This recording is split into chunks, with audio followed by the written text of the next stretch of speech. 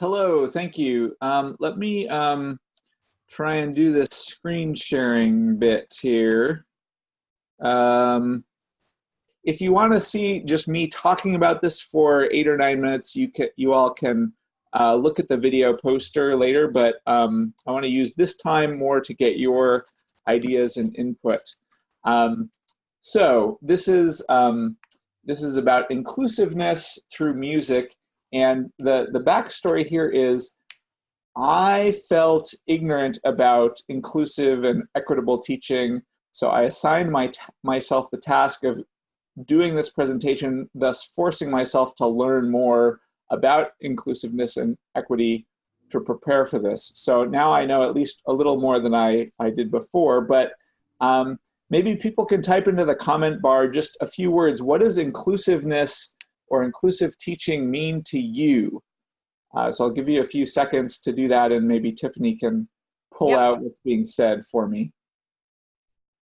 I don't have anything yet, but I'm hopeful. Okay, so we have an answer from Larry. It says, teaching where students of all backgrounds have an entry point to connect.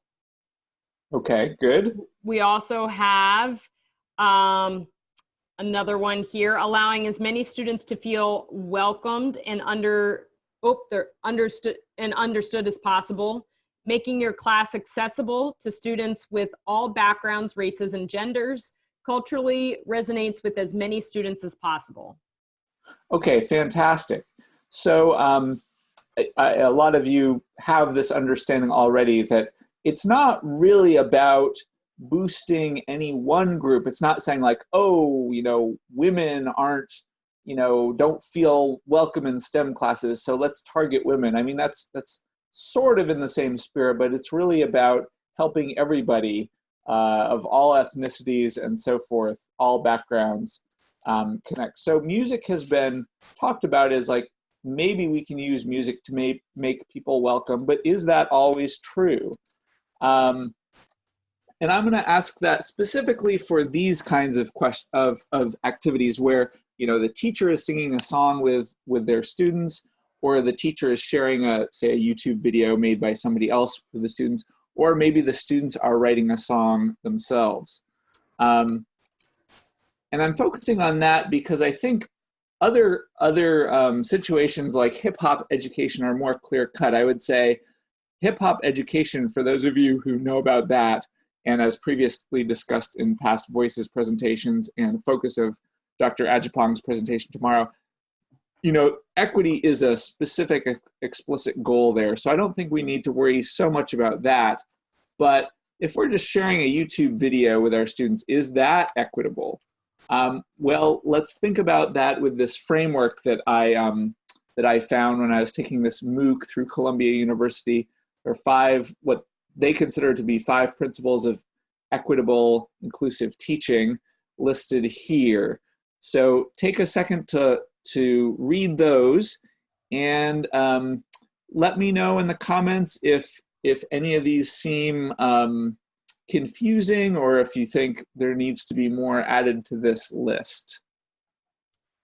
We do have some comments that are coming in, and so I'll read you what we have here, and you can, some of it relate to these items, but sure. Go ahead.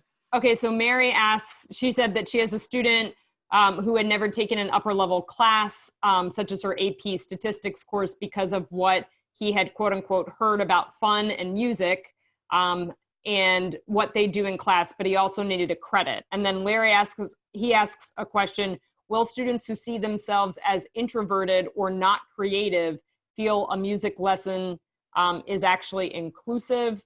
And so Mary, she added to her comment there, I didn't read that in the correct order. That particular student who was new to the college level and depth of an AP course truly benefited in many ways, much more than just the course content that was actually learned. Okay. I'll keep reading. I'm trying to do 2 things at the same time here.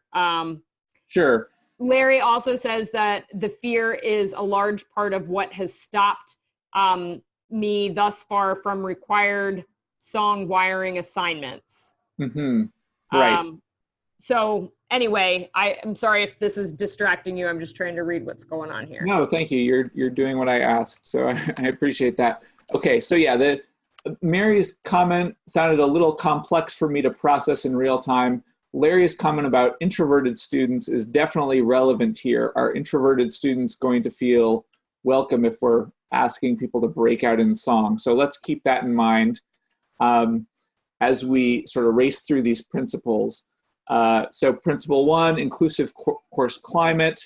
I've sort of tried to define that in general according to Columbia, and then raised some specific examples in the context of STEM music. So are certain genres more welcoming than others? We've talked earlier today about, should we use the music that today's young people are listening to? Well, maybe, but not necessarily, right? Sometimes the classics seem appreciated by all ages. And second, should students be expected to sing? I would say, I'd be interested in your answers. My own answer would be no. I try and encourage my students to sing along, but try not to penalize anyone for not singing, because not everyone's up for that. So Tiffany, keep interrupting as needed. Yeah, Rick, he also says that he makes the assignment optional, mm-hmm. which is kind of what you were talking about with respect to the requirement. Right. Yeah. Yeah, I think it's tough to do anything other than that. Unless you want students to answer study questions based on a song, then I think you can say, all you have to do is listen to the song and then answer some questions about the science content. I think that could be a required assignment, as far as I can see there. Explicit expectations. This one is maybe a little more straightforward for those of us who are trying to be clear about what our assignments entail. So in terms of STEM music, is this song going to be on the test? If so, which parts? If students are writing songs, what exactly are they being graded on? I think that's important. But I'm going to roll right on to the third one. Third principle, promote diversity and inclusion through course content. And this one is really interesting because we, in terms of music, we need to think a little bit about cultural appropriation. If we're repurposing some soul song to teach,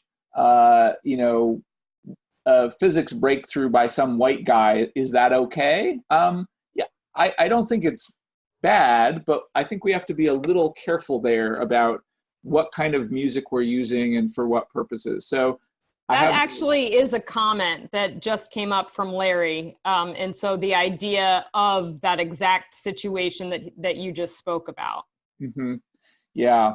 So I think, Tom McFadden, who was our keynoter last year, just urged us to learn as much as we can about the original source material if we're parodying it, and to give appropriate credit to those who created the original songs. And, that's at least a good start toward using music in a thoughtful, culturally sensitive way. But it's a tough one for sure. And I don't have any pat answers. The fourth one, design course elements for accessibility. And so we often think in terms of like physical disabilities, people with hearing loss or that sort of thing. And that's very much in play here, but also cognitive accessibility. So here's where we might argue again for study guides, so that making sure your students are paying attention to the parts of a song that you want them to pay attention to, and not just getting caught up in the groove, which can be fun, but also noticing the specific lyrics. So that sort of thing. Any new comments, Tiffany? Not yet, no. Okay. And then finally, critical self-reflection. This is about the instructor reflecting to him or herself on, what am I doing here with this music? Is it okay to do to share the music that I like? You know, if my students really aren't into the music, would I be aware of that, and would I be able to make adjustments? So I think, you know, this is not particularly specific to music, but we should not turn that self-reflection off when it comes to music. We need to ask the same hard questions about, is this really accomplishing what we want it to, and how would we know that? So we do have a question related to that. It says, for an instructor performed song, how important is showing the lyrics during the song for accessibility? Yeah, I mean, I'm all for that personally. You know, I know sometimes people are creating music videos, and it makes for a kind of a cleaner video if the screen is not cluttered by words. But for me, you know, as an educator, I just feel like the words are paramount. So personally, that's the choice I make every time, is to show the words as clearly as possible. We have another question here. It says, since students might tend to politely go along with the instructor no matter what, how best can an instructor assess if students truly find it helpful? Yeah, so yeah, kind of alluding to the bottom bullet on the screen, I think. Yeah, so certainly anonymous surveys or questionnaires or feedback is good. Possibly even better is if you have, at your institution, if you have a collaborator, someone else who is not you, the instructor, who can come in the classroom and talk to the students and gather their input with you out of the room, then they might be even more candid about it. So somehow kind of removing you or, you know, in your influence from the students when they're giving that feedback would be ideal if possible. Another option is if you can just, you know, really earn the trust of your students by showing that you care about them, then they will be candid with you, and they will confess to you when they're just not enjoying what you're doing. So if you have that trust, then by all means, take advantage of it. All right. So those again are the 5 principles. And I do want to stress that this MOOC that I took over the last few weeks, it's totally free. You can get a certificate for $49 if you want that. But I found it really helpful. I worked through it in about 18 hours of sort of actual time on task. So I recommend it to any others who are interested in that. And just to be clear, this MOOC isn't about music per se. I'm just trying to apply the general principles to the specific theme of our conference. I have a quick question. So what was your original motivation to actually to do some more research into that topic? To the topic of inclusive teaching? Yeah. So yeah, I just felt like as a white male, I have blind spots about inclusiveness and equity. And I try and be a good guy, and I try and be humble about my understanding of the world, but I just I lead a relatively privileged existence, and so I wanted to just do better in terms of getting into my students' heads more and figuring out where they're coming from when they enter my classroom. So that's great. Yeah, that was the basic idea of it. Cool. So anything else? Any other comments people want to chime in with? I feel like this was not intentional, but I feel like this picks up to some extent on some of the themes Jessica Levine was talking about earlier. Yeah, she actually wrote a comment here. Okay, good. What does she say? She said that student surveys are super helpful for measuring engagement and the value of the songs or the pedagogical approach. And then Mary also said that in terms of participation, Mary actually currently has her son in class this year. And oh my gosh. Yeah, he's basically vehemently opposed to her music in class. And so interestingly, she says maybe he was brainwashed as he's riding in the car with her, but she doesn't make students participate. However, she finally felt validated when her son actually did indicate that the song actually helped him throughout the quiz. Okay. So she's getting plenty of unfiltered feedback from him. Correct. Which is fantastic. We also have a comment that says that girls were more receptive to the song in high school classes. So that, and it was particularly good for physics. So that's kind of an interesting observation. Yeah. Okay. Well, super. Thanks, everybody. I think I'll leave it there. I think we've gotten through the basics. So good stopping point, perhaps.